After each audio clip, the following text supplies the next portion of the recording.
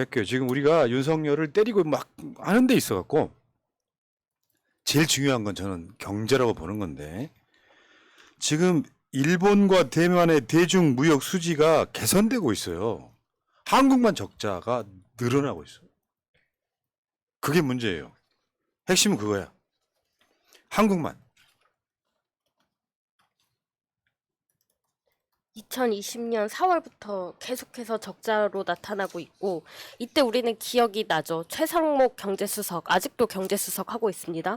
6월 달에 이런 얘기 했어요. 지난 20년간 우리가 누려왔던 중국을 통한 수출 호황 시대는 끝나가고 있다. 이 말 때문에 더 가속화되고 있는 겁니다. 지금 뭐 리오프닝을 기대한다. 추경호는 계속 그렇게 얘기하면서 걱정 마라 하고 있지만, 지금 중국에 대한 태도 변화가 하나도 변화된 게 없는데 이걸 기다린다는 건 감나무 밑에서 진짜 입 아프게 입쩍 벌리고 기다린다는 거죠. 감이 떨어지길. 그럴 일이 일어나겠습니까? 그리고요. 이번에 일본 수출 해제 요거 있잖아요. 요걸 풀었어요. 한국이 얻는 이득은 없는데 일본 소부장 거를 한국에 수출해 이렇게 풀었단 말이에요. 일본은 한국의 무역 적자 1위 국가예요. 전통적으로 그래. 수출 규제 해제하면 적자가 더 늘겠죠. 한국이. 정말 뭐 대한민국 대통령이 이런 짓을 해야 되냐고요. 지금 이거 한번 보세요. 그래프 한번 보여드릴게요. 저 빨간색이 수입이에요. 일본으로부터의 수입. 오렌지색. 그리고 저 파란색이 수출이에요. 늘상 이런 식인 거예요. 엄청 차이 나죠. 대한민국이 무역에서 생기는 적자 1위 국가가 일본이라고요. 근데 그 일본한테 우리한테 수출해 주세요 한 거 아니야, 소부장을. 거기다가 하나 더 나가죠, 지금. 용인의 반도체 클러스터 만든다고 할 때 일본 소부장 기업들 들어와라 한다는 거잖아요. 희한하죠? 이상하게 대한민국은 뭐 이득을 보는 게 없는 것 같은데 일본을 이득을 위해서 지금 열심히 뛰고 있습니다. 그렇게 일본의 이득을 위해서 열심히 뛰어주면 일본이 알아서 좀 줄 거니까 우리가 열심히 하자. 이게 지금 대통령의 모토죠. 알아서 일본산 수산물을 주고 있는데요, 지금. 맛있게 드세요. 큰돈입니다. 한국이 2015년부터 2021년까지 전 세계를 통틀어서 일본에서 가장 큰 무역 적자를 본 나라다. 전 세계를 통틀어서. 사실 우리가 요즘 생각해 보면 일제 쓰는 거 있어요?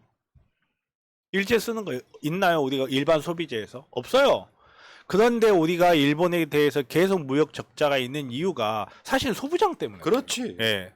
우리가 쓰는 게 일제인지도 몰라요. 예를 들어서 손에 들고 있는 볼펜, 볼심을, 볼을 일제를 많이 쓴다고 하잖아요. 이런 식으로 우리도 모르게 사용을 하고 있는 거예요. 근데 일본이 무역보복한답시고 자해무역하면서 이게 좋아지고 있는데, 그리고 이런 소재 같은 경우 특성상 한 발 라인이 공급원이 교체가 되면 다시 교체될 일이 있기 때문에 일본만 곤란해지는 일인데, 이걸 지금 누군가가 발벗고 나서 가지고 원상복구를 시켜주고 그렇지. 있는 거잖아요.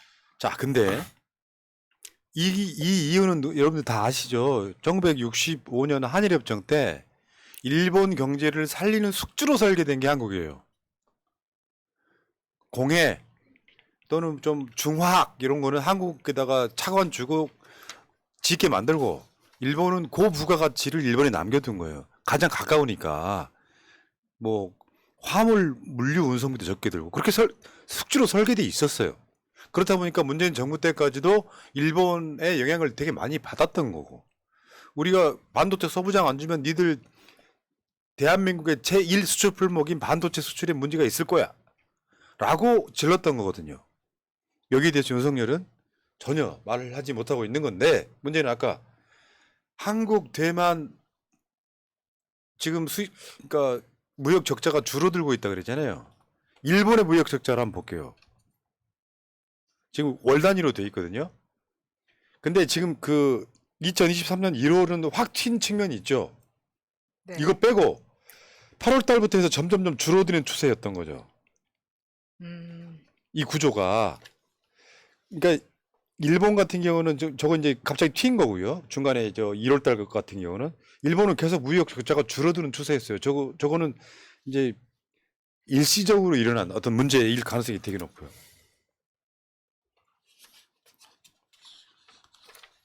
자, 그 다음 거 한번 볼게요. 한국은 작년 연간 총 무역 적자액이 477억 8,500만 달러. 역대 최대. 역대 최대. 이게 무슨 소리냐면요. 나라 망하는 소리예요. 이것은 나라 망하는 소리입니다. 이것은 소리가 나지 않습니다. 언론이 말 안 하니까. 거의 말 안 하잖아요. 지상파 같은 데서. 무역 진짜 심각하다. 근데 이게 무역 적자라는 게 일상생활에 일반 시민이 느낄 때까지는 시간이 좀 걸리니까 요즘 커뮤니티에서는 뭐라 그러냐면 뭐 대한미디어 같은 데서 맨날 나라 망한다, 경제 폭망이다라고 하는데 우리의 삶은 달라진 게 없는데 왜 커뮤니티에 왜 이 게시판에서는 저 말고 다른 분들은 다 그런 걱정을 하죠라는 글들이 진짜 종종 달라진 게 올라옵니다. 없대요? 그건 잘 사는 사람이니까 그렇죠. 제가 봤을 때는 어떻게 달라질 수가 없어. 저기 뭐야 관리비 영수증만 봐도 확 달라졌는데. 잘 사니까 김건희처럼 한 70억 정도 갖고 있으면은 가스비 조금 나온다고 신경이라서 자동이체 해놨는데 안 부르지 이 사람아. 아니 그러면 사는 게 더 좋아졌다 그러던가 그런 애들은. 어? 그런 식으로 하더라고요. 왜냐면 일종의 선동일 수도 있고. 자, 근데 계속 한번 가볼게요. 네. 이 이야기만도 2시간 할 수 있는데 계속 한번 가볼게요. 올해 3월 20일까지 누적 무역 적자액이 지난해 작년의 절반. 그러면 이게 3월 달도 안 지났으면 4분의 1이 안 지난 거잖아요. 그렇죠. 예.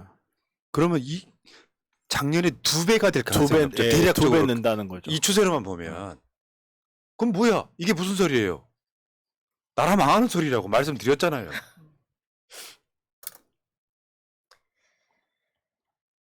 이럼에도 아무런 대책은 발표된 게 있습니까? 들은 적이 있습니까? 지금 대중무역 적자도 지난달이 역대 최대예요. 이제까지 중에 39억 정도 되는데 거의 40억 가까이 됩니다.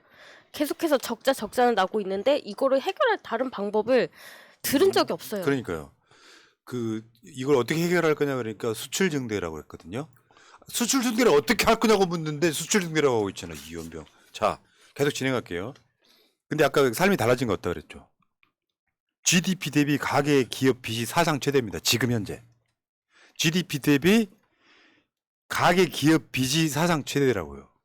대한민국 유독히 가계 빚이 많은 나라잖아요. 뭐 국채 내 가지고 전국민 재난지원금 주겠다고 하면은 나라 망한다시고 난리를 쳤지만 GDP 대비 가계 또는 기업의 빚이 역대 최대란 말이에요. 그럼 그게 국가는 빚이 없으니까 상관없다고? 웃기고 자빠졌는데 그건 은행으로 가서 나라 망하는 소리예요. 이게 무슨 소리라고? 나라 망하는 그럼요. 아니, 그러다 근데- 보니까 그거 보여주세요. 금융 불안 지수.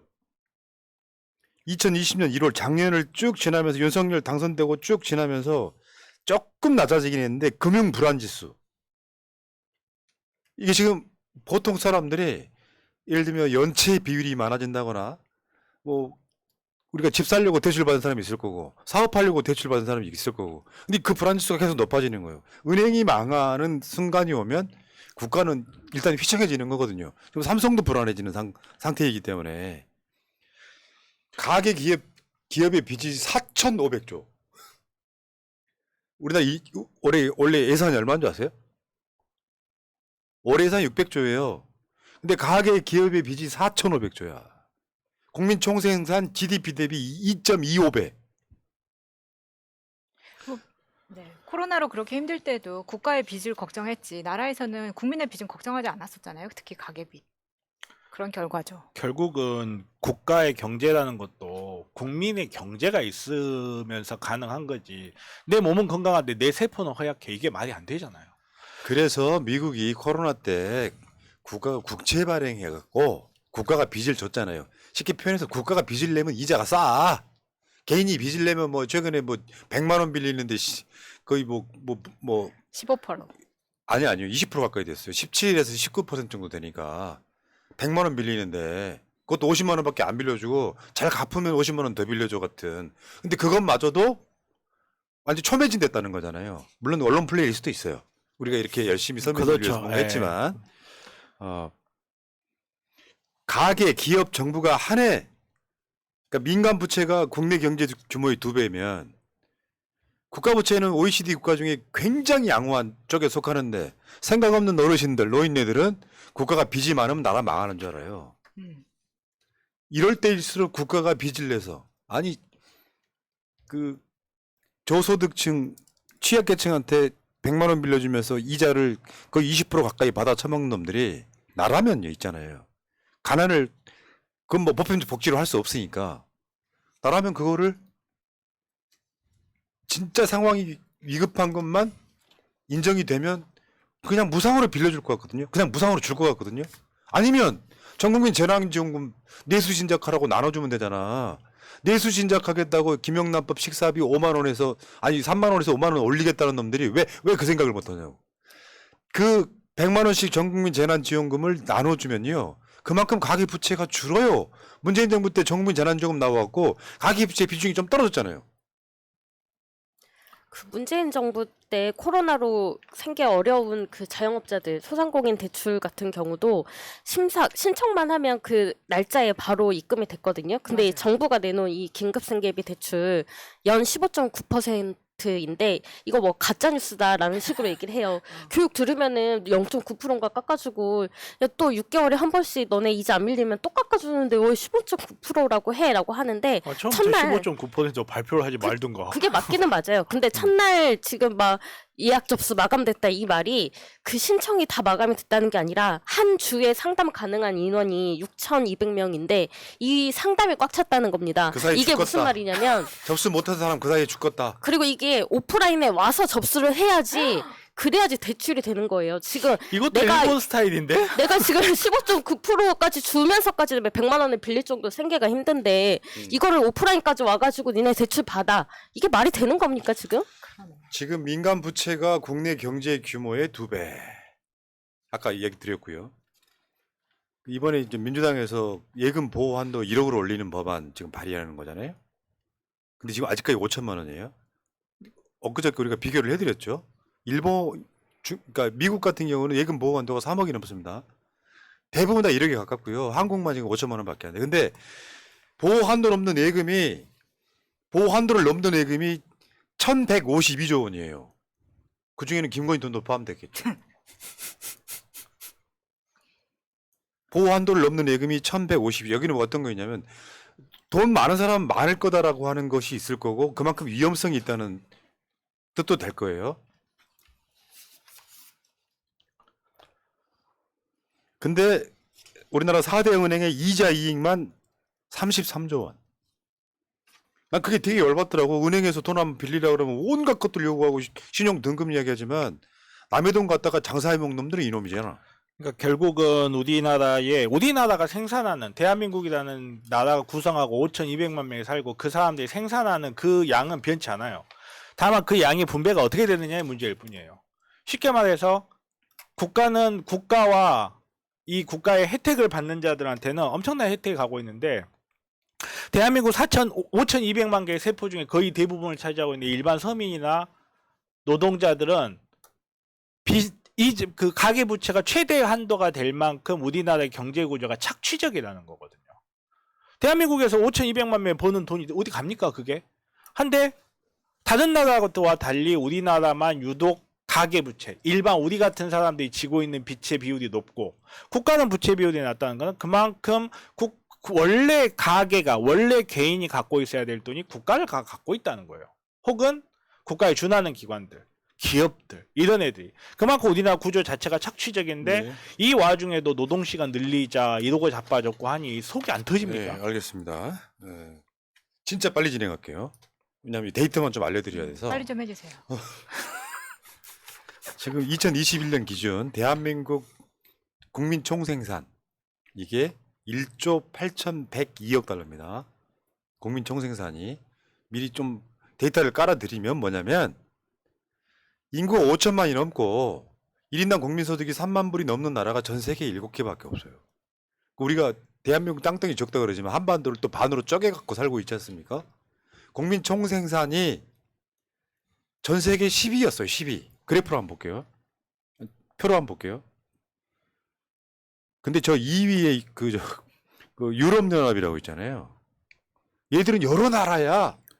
합치면 그게 2위가 되는데 나머지 뭐 독일, 영국, 프랑스, 이탈리아가 거기에 포함되어 있는데 저렇게 돼 있다는 거고요.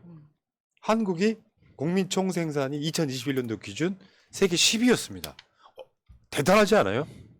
국민 총생산이 여기에 우리나라보다 땅덩어리 엄청나게 넓은 브라질 같은 데 속해 있지도 않잖아. 인도, 중국 이런 나라들은 엄청 크잖아요. 인구도 많고 땅덩어리도 크고. 국민 총생산이 세계 10위였다고. 무역 수지도 한번 보겠습니다. 무역 수지. 근데 2000 앞에 저 그래프에 수입이 2021년하고 2022년 어떻게 달라졌냐면 수입은 늘어났죠. 수출은 줄어들어. 아니. 줄어들지는 살짝 않았는데 늘어났죠. 많이 늘지를 못했죠. 그러다 보니까 무역 수지가 윤석열 당선 이후에 지금까지도 적자를 보고 계속 있는. 적자죠. 수입이 더 많으니까 지금. 근데 무역 수지가 아니고 이제 경상 수지에 포함되는 관광객 수입 같은 거 있잖아요. 근데 중국인 단체 관광객은 윤석열이 잘못한 이유로 중국에서는 한국 단체 관광객은 허가를 안 내죠. 그러니까 경상 수지 다 포함해 가지고 적자가 될 가능성이 되게 높은 거죠. 저번에 한번 소개를 해드렸죠. 20년 만에 한국이 대만한테 1인당 GDP가 추월당했습니다. 20년 만에. 여러분들 아마 20년 전에 아시아에 사룡해가지고 싱가포르, 대만, 한국, 홍콩 뭐 그랬을 거예요. 그건 근데 30년 전인데. 그러니까 그 중에 월등하게 한국이 앞서 나갔었는데 대만한테 추월당했습니다. 대만한테 추월당했던 게 참 기가 막히죠, 어. 사실. 우리 입장에서는. 왜냐면 대만 여행 가보신 분도 알고 하겠지만 우리가 생활 수준이 훨씬 높았거든요. 그리고 대표적인 산업 기반도 우리가 훨씬 좋았어요. 기술력도 사실 대만보다 우리가 나은 편이고. 근데 무역 수지가 아니 1인당 국민소득이 뒤집어져 버린 거예요, 이게. 갑자기 느닷없이. 윤석열이 되고 나서. 어쨌건 지금 망해가는 추세인 건 맞고요. 이러다 보면 추세라는 게 무섭잖아요. 막 떨어지다가 어느 날 갑자기 확 올라가긴 힘들어요. 그건 천재지변이 있어야 가능해. 중국에 10억이 넘는 인구들이 한국이 너무 좋아. 그래서 막 관광객으로 막 1년에만 막 3억 4억씩 오고 중국 사람들이 한국제만 막 사다 쓰고 그러지 않는 이상 중국은 저는 잘못 건드렸다고 일단 보는 건데 어쨌건 지금 현재까지는 잘 사는 나라인 건 맞아요. 아직까지는. 뭐 부자가 망해도 3년을 간다니까. 근데 문제는 잘 살게 됐지만 부자만 잘 사는 나라가 된 거예요. 1인당 국민소득이 3만 불이면 이렇게 보시면 되죠. 보통 한 4천만 원 정도를 개인당 번다는 거예요.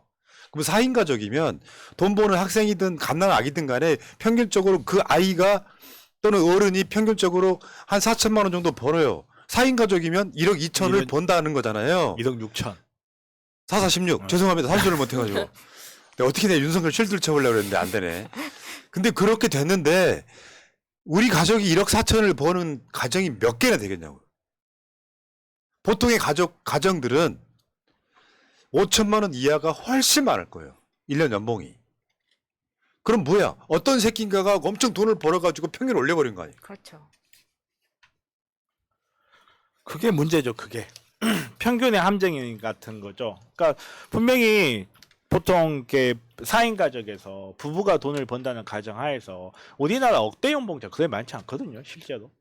억대 연봉자가 가족이 있으면 한 명은 역대 연봉이고 한 명은 6천 연봉을 받아야 돼요. 근데 월급 받는 분들 아시겠지만 연봉 1억 받는 거 연봉 6천 받는 것도 쉽지 않잖아, 우리나라 환경에서. 근데 평균은 1억 6천을 번다고 나오는데 정상적인 가족은 그렇지 않다. 그 갭은 다 누군가가 독식하고 네. 있다는 거죠. 그래서 이 흐름은 IMF 이후에 엄청 가속화됩니다. 양극화가. 그래서 문재인 정부에서 했던 소득 주도 성장, 최저임금 인상을 해보려고 했지만 기득권들의 어마어마한 저항으로 사실상 실패. 그런데 가장 이 시기에 들어오면 안 되는 놈이 대통령이 된 거예요. 그러다 보니까 빈익빈 부익부가 계속 가속화되고 그 사이에 세계 꼴찌의 출산율.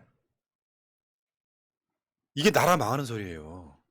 물론 이제 학자들마다 인구는 줄어도 된다는 사람도 있긴 한데 지금 전 세계의 어떤 그 경제 발전을 성장률로 계산하는 나라에서는 예를 들면 인구가 줄어들고 이미 작년에 인구 줄었어요. 우리나라 역사상 처음으로 줄었어요. 그게 이제 그 양극화를 막아보려고 문재인 정부 5년 지났지만 사실상 기득권들의 저항으로 크게 효과를 못 본 느낌. 저는 그거 분명히 문재인 정부의 과라고 생각합니다. 더 세게 밀어붙였어요. 자, 그리고 그 출산율 추이도 한번 보겠습니다. 여기 보면 0.78. 전 세계에 이런 나라가 없습니다. 출산율 0.78. 정확히 말하면 합계 출산율인데 두 사람이 결혼해가지고 한 명을 못 낳아. 양극화가 가장 큰 문제죠. 뭐 현대 예를 들면요, 우리나라가 잘 살게 되는데 양극화 해소가 많이 돼가지고 잘 사나 못 사나 큰 차이가 없어. 복지가 너무 잘 돼 있어.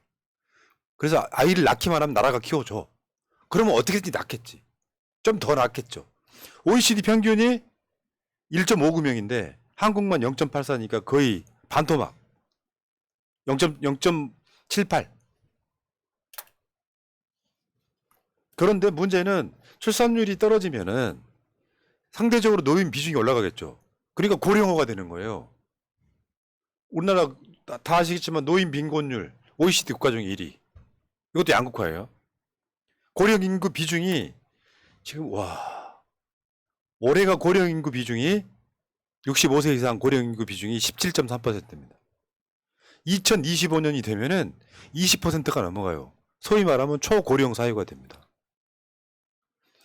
이 추세로 가면 2045년에는 일본을 추월해요. 일본은 유명한 장수 국가잖아요. 노인들이 안 죽어. 이 상태로 갑니다. 그러면 대통령이란 놈이 요거를 막아설 방법을 찾아야 되잖아요. 근데 그 뭐 일반 서민들 자식들 부려먹겠다고 만 2세 오팍 주장하는 놈이고, 그 청년들이 직장에 들어가면 69시간 일하라고 하고 미치는 거죠. 정말 대통령 엄청 잘못 뽑았습니다. 대한민국이 망하려면 윤석열 찍은 사람부터 반성해야 돼. 출산율이 주는 게 혼인율이 또 줄어서인 것도 있는데 우리나라 이혼율이 줄었다고 합니다. 그 이유가 이 자리 때문에? 아니요, 결혼을 많이 안 해서. 아, 그래서 좀 더 왜 줄었다고 이렇게 하는데 오늘 방송 불편하지? 결국은 이게 다 희망이 없기 때문이잖아요. 아이를 낳아도 그 집 한 칸을 마련하거나 편안하게 보낼 그런 게 안 돼 있고, 또 아이를 맡기고 회사에 출근하거나 이런 것들이 제대로 안 돼 있기 때문에 계속해서 불안정한 삶을 살기 싫으니까 그것도 나라도 중요한데 과연 아이들은 행복하냐라는 질문도 저는 한번 좀 던져볼 필요가 있는 것 같아요. 예. 예. 그래서 경제는 더 나빠지고 서민들의 삶은 피폐해지고 정부의 역할은 더 커지는 거. 여러분들 중고등학교 때 배웠어요. 그것이 뭐냐? 수정자본주의입니다. 윤석열이 그렇잖아요. 자유시장 경제에 맡겨라.